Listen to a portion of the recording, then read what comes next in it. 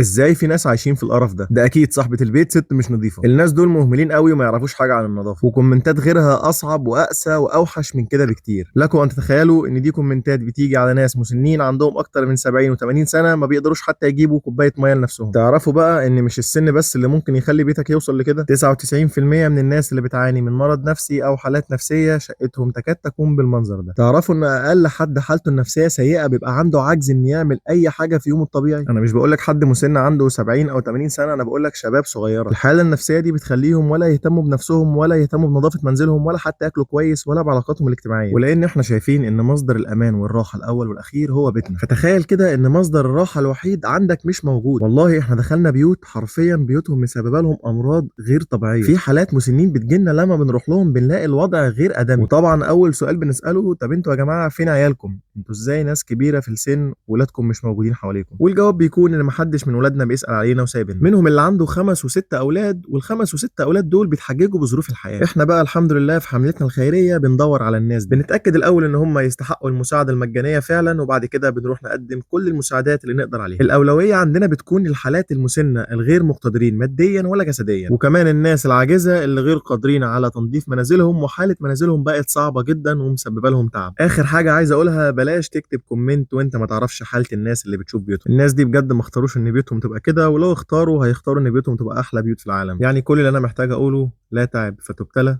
وارحموا من في الارض يرحمكم من في السماء. ما تنسوش بقى تصلوا على سيدنا محمد في الكومنتات، اللهم صل وسلم وزد وبارك على سيدنا محمد، وتقولوا لنا رايكم في الحمله بتاعتنا.